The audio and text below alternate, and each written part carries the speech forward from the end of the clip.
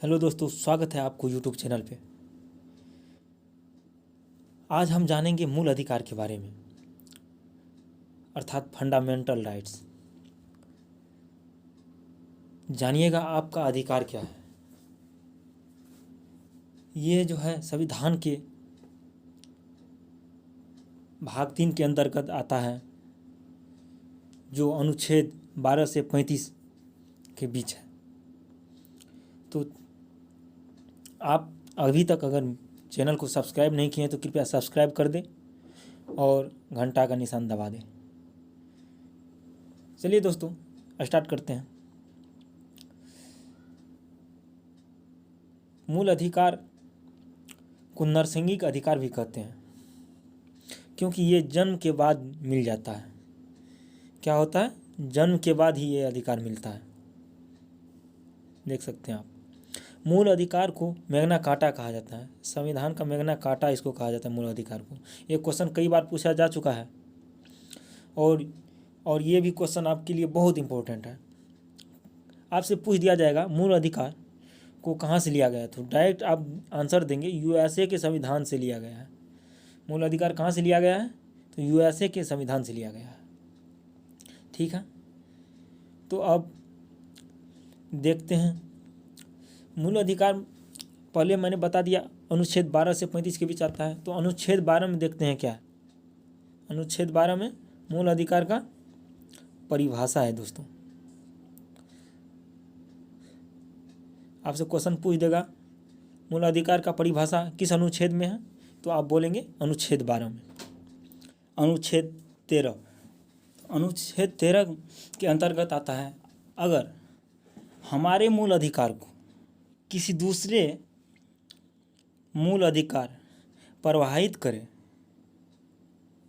तो हमारे मूल अधिकार पर रोक लगाया जा सकता है, अर्थात कुछ कमी या किया जा सकता है। अल्पीकरण, तो पूछ देगा अल्पीकरण जो है मूल अधिकार का किस में है, तो अनुच्छेद 13 में। अर्थात किसी दूसरे का मूल अधिकार जो है हमारे मूल अधिकार पर अगर प्रभाव डाले, प्रभावित करे, तो हमारा मूल अधिकार पर रोक लगाया जा सकता है। तो अब देखते हैं नेक्स्ट है समता और समानता का अधिकार। ये आ जाएगा आपको अनुच्छेद 14 से 18 के बीच। समता और समानता का अधिकार कितना में आएगा? अनुच्छेद 14 से 18। तो देखते हैं अनुच्छेद 14 में क्या है। इसमें है विधि के समक्ष समानता, अर्थात कानून के सामने सब समान है। यह व्यवस्था ब्रिटेन से ली गई है। कह देगा आपसे कि अनुच्छेद 14 में विधि के समक्ष समानता का अधिकार जो है ये कहाँ से लिया गया है, तो ब्रिटेन के संविधान से लिया गया है। ठीक है, जब कि कानून के समान संरक्षण की व्यवस्था अमेरिका से ली गई है।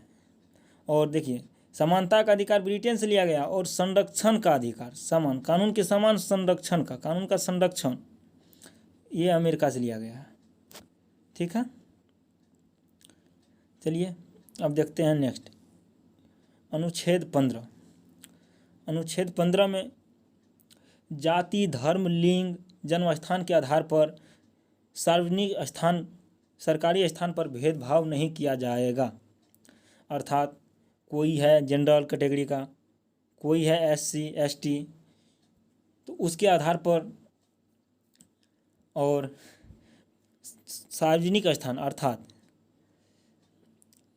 कोई, जैसे कि मान लीजिए कोर्ट है,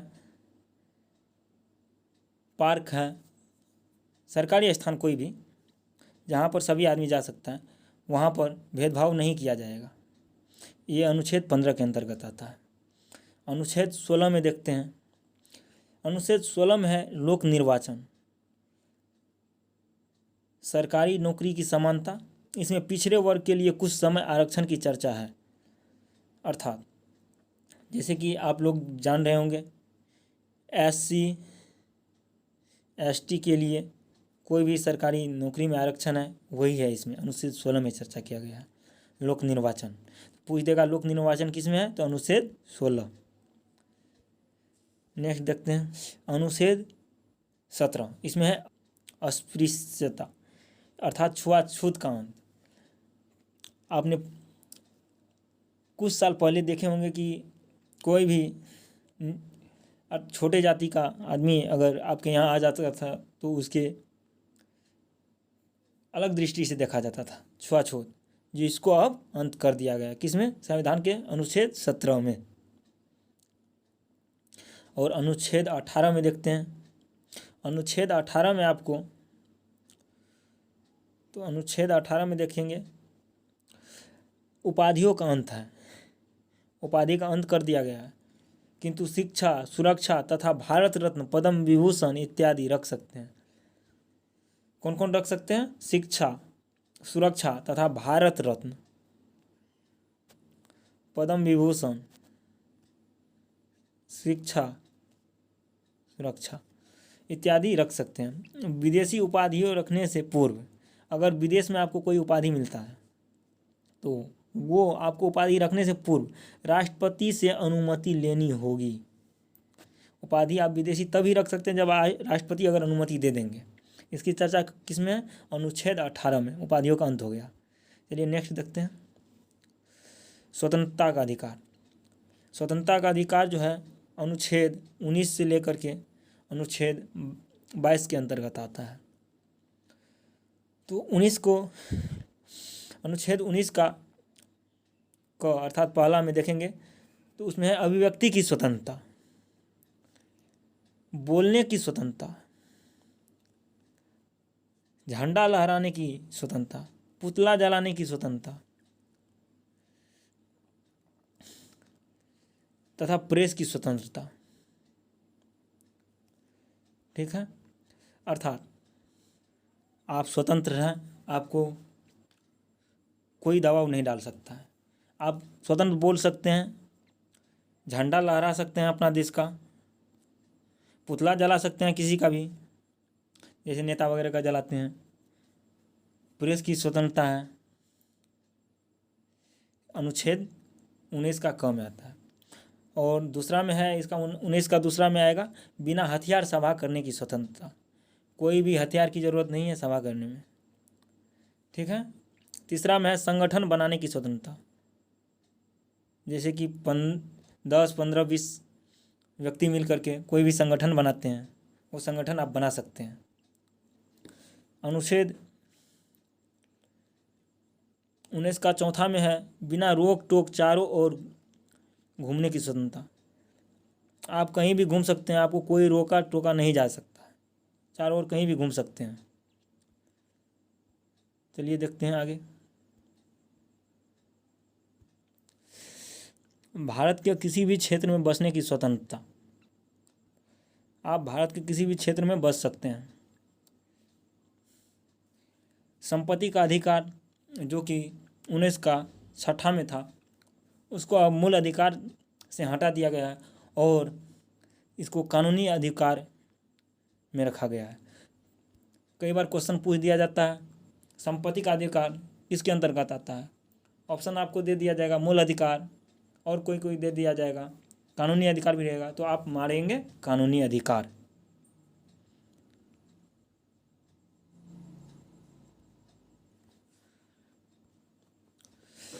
संपत्ति के अधिकार को 44वें संविधान के संशोधन द्वारा 1978 ईस्वी में मौलिक अधिकार से हटा दिया गया और इसे अनुच्छेद 300 के क में, कितना में? अनुच्छेद 300 का क,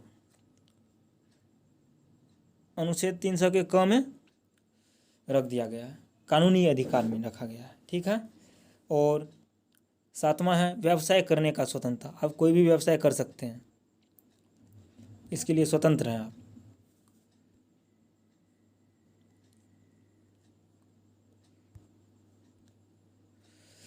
अनुच्छेद 20 के अंतर्गत आता है।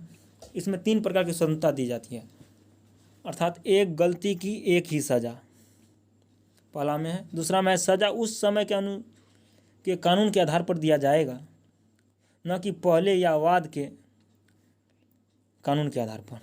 आप जिस समय गलती किए हैं उस समय के कानून के आधार पर आपको सज़ा मिलेगा। ना कि पहले की कानून और बाद के कानून के आधार पर। और तीसरा में सज़ा के बाद भी कैदी की संरक्षण दिया जाएगा कि उसके जान की खतरा तो नहीं है।